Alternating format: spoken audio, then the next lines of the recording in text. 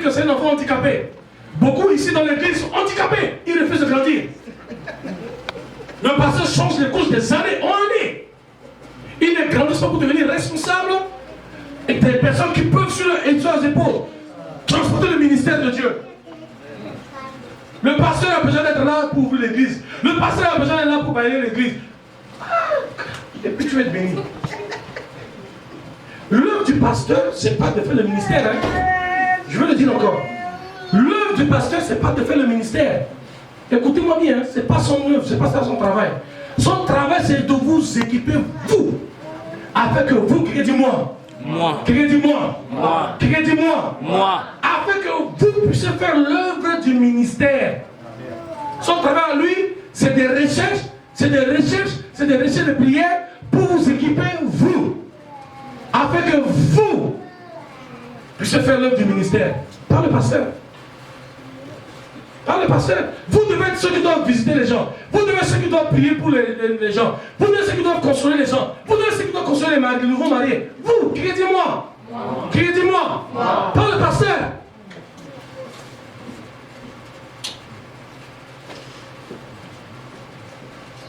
Non, je crois que ça, c'est pas Shekina. Shekina n'est pas comme ça. Ça, c'est l'autre église qui est là-bas, là, pas Shekina. Shekina, ici, les gens sont pas comme ça. Hello? Shekina, ici, les gens ne sont pas comme ça. Shekina, ici, ne sont pas comme ça. C'est pas le pasteur qui fait l'œuvre, c'est vous qui faites le ministère ici, c'est bien. Dieu vous bénisse. Si c'est non, il faut changer ça. Il faut quoi? Il faut changer cela. Tout le monde qui est ici doit faire quelque chose dans l'église. Doit être impliqué dans quelque chose dans l'église. Ok. Donc, on avait dit de étendre quoi? La capacité, n'est-ce pas? Toute place, tout potentiel, toute place où un building a la capacité et le potentiel. Si la capacité est limitée, si la capacité et le potentiel sont limités, si la fondation est limitée, le building sera limité. Si la capacité de cette fondation est limitée, on ne peut pas étendre le building. On ne peut pas ajouter au-delà de ce que nous avons. Maintenant, regardons le tente. La demeure. Maintenant, regardons la demeure. Regardons la demeure. La demeure maintenant parle de quoi? Parce que nous avons regardé la fondation, ou encore, parce qu'on appelait ça le dwelling, ça s'appelle ça comment? Il y avait un mot que vous avez dans la demeure. Dans la demeure, qui peut être la fondation, qui peut être le terrain sur lequel nous sommes construits. Mais la tente, c'est quoi? C'est ça, non? La tente. La tente, maintenant, regardons ça. La tente représente l'organisation ou les patterns de notre vie. Comment est-ce que nos vies sont organisées? Cela aussi est à voir avec comment est-ce que nous sommes formés.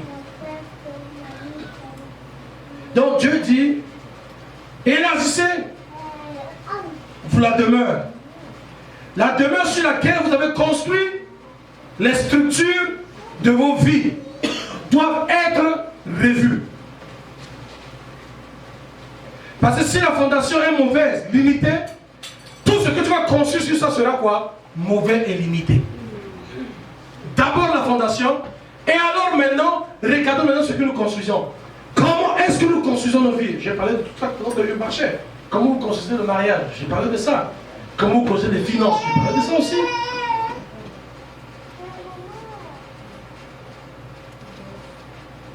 Donc Dieu dit, tu as de prier pour que ton mariage devienne succès.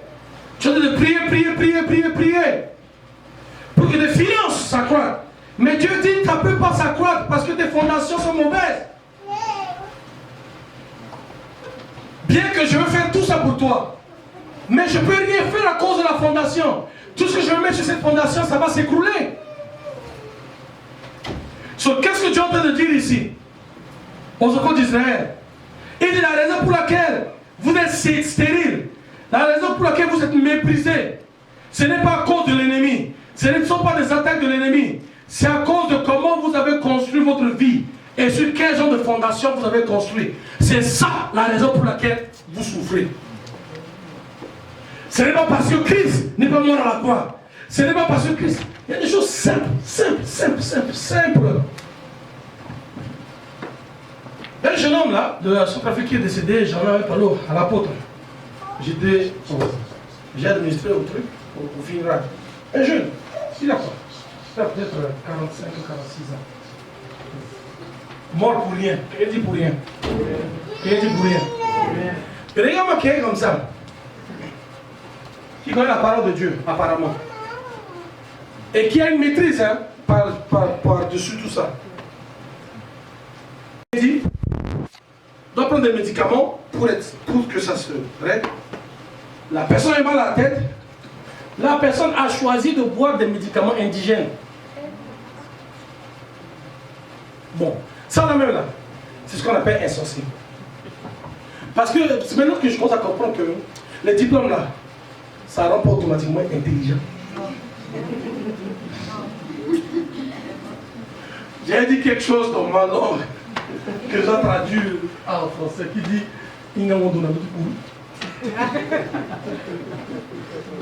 je m'excuse. Ça veut dire que être intelligent met la tête dans le caca. Excusez-moi. C'est vrai. Le fait d'avoir les diplômes, ça ne traduit pas automatiquement à l'intelligence et la sagesse.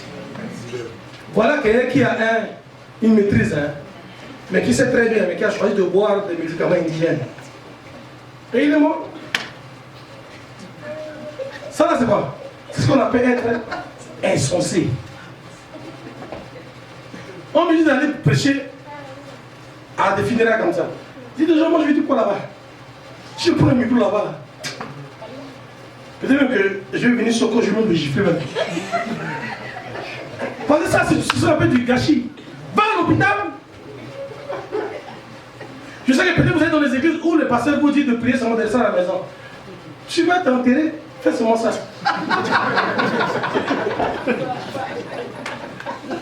Parce que je connais des églises comme ça. Tu es malade, on te dit, et la foi seulement prie. Dieu, pasteur, mais ça va prier pour moi. Demain là, je vais aller voir le médecin aussi. Aux États-Unis, il y a un homme de Dieu. Son père a fait la même chose. Son père a fait la même chose. Lui-même a fait la même chose. Pour eux, la foi là. Parce que Jésus dit, tu vas marcher sur les serpents et sur les scorpions. Et rien de se faire dans un cage avec un vipère. Et pour voir la foi là, le vipère là va te mordre. Et puis tu vas rester là-bas comme ça. Son grand-père est mort. Pasteur est mort. Ça ne lui a pas compris. Ça n'a rien enseigné. Son père qui était pasteur a fait la même chose. Ça ne lui a pas servi de leçon. Lui-même allait faire ça encore. Le reste, vous savez, non, il était enterré. C'est ce qu'on appelle tenter Dieu là. Quand je marche dans les vallées des ténèbres, la Bible dit quoi? Je n'aurai pas peur. Quand je marche comme ça, je vais et poum, le serpent me meurt. C'est pas de ça qu'il parle. Mais comme moi-même là, je vais aller chercher pour prouver là. Ça, c'est différent. Donc il y a des choses auxquelles c'est facile à détecter. Si tu veux que ton mariage marche là, hein, arrête de perturber le pasteur. Commence à faire les choses que tu dois faire pour que le mariage marche. C'est fini. Il n'y a que ça. C'est pas midi à 14h. C'est pas midi à 14h. C'est pas midi à 14h. Hein. Commence seulement à faire ça. À revenir à la maison, chérie, tu enlèves les manteaux, il enlève les manteaux. Fais seulement ça. Commence seulement. Au lieu de le regarder ou de la regarder et de l'insulter, commence à l'apprécier. Commence à vous apprécier. Il y a des choses qui sont faciles. Tu le fais, ça marche. Je n'ai pas besoin de jeûner, de prier 24 pour que mon mariage marche. Si je ne comprends pas comment le mariage marche, j'achète des livres sur le mariage, je lis.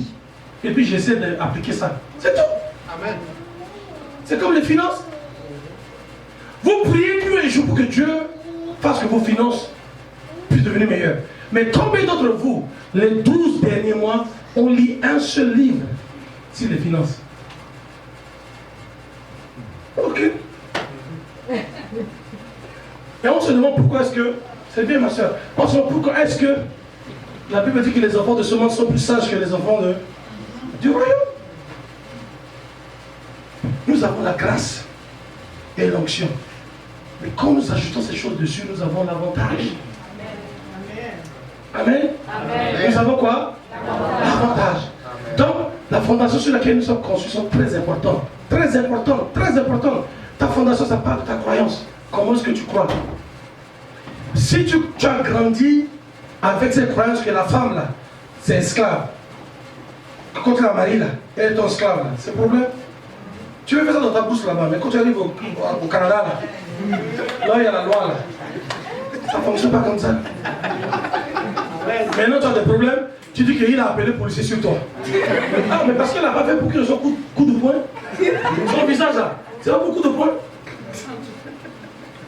Est-ce que vous voyez ce que je veux dire? C'est simple. Changeons nos croyances. Quelqu'un dit change ta croyance. Change ta croyance. Dis à ton voisin. Change ta croyance. Ce monsieur, sa femme là, qui sont-ils pour vous?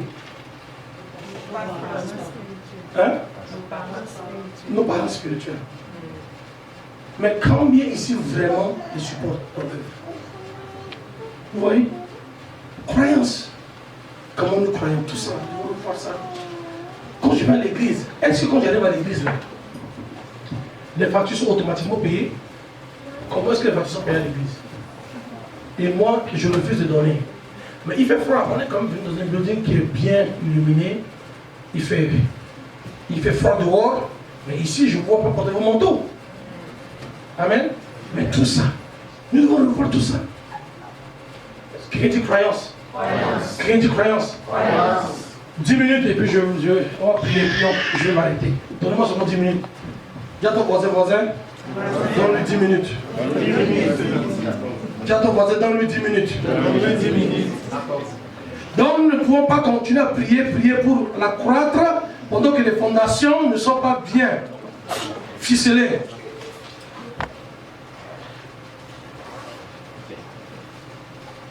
La fondation est la structure sur laquelle tout se repose.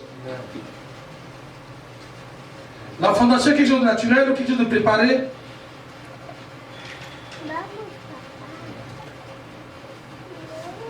Pour que la fondation soit solide.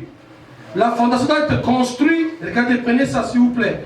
Si la fondation doit être solide, la fondation doit être construite sur des principes sûrs. Le succès est toujours basé sur des principes. C'est quoi les principes? Les principes sont des lois fondamentales, des doctrines, des assumptions. C'est des codes ou des lois, ou des codes de conduite sur lesquels nos vies sont établies. Si je n'ai pas cela marqué dans ma tête que je suis marié pour vivre. Que ce soit ce qui se passe, vous savez, les gens utilisent la parole pour dire que oui, mais même Dieu a dit que l'adultère là, que s'il y a l'adultère, alors là, la permission a été donnée. Et tu sais ce qu'il a dit? Il a bien dit au commencement, ce n'était pas comme ça. Que celui qui a donné le mariage là, c'est pas ça. Mais à cause de quoi? L'endureté de vos cœurs. Parce que le cœur a refusé. C'est un problème de cœur. Parce que même s'il y a eu l'adultère, en tant qu'enfant de Dieu, c'est difficile. Mais le premier pas est toujours de chercher à pardonner. Et chercher la réconciliation.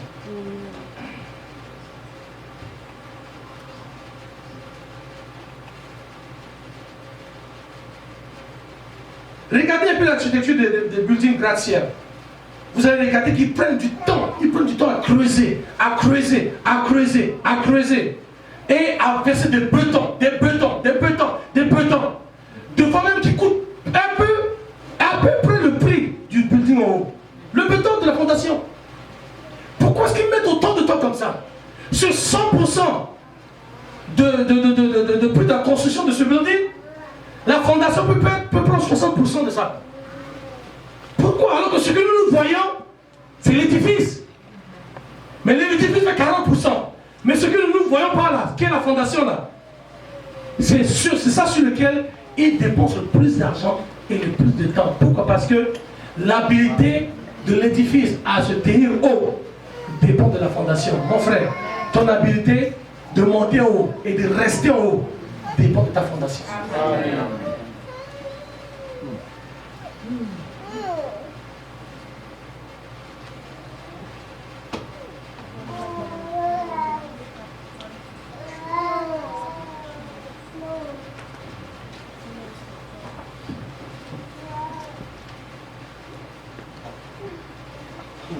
Nous devons aussi réaliser l'impact des choix passés sur la vie présente, comme nous voulons voir les fondations.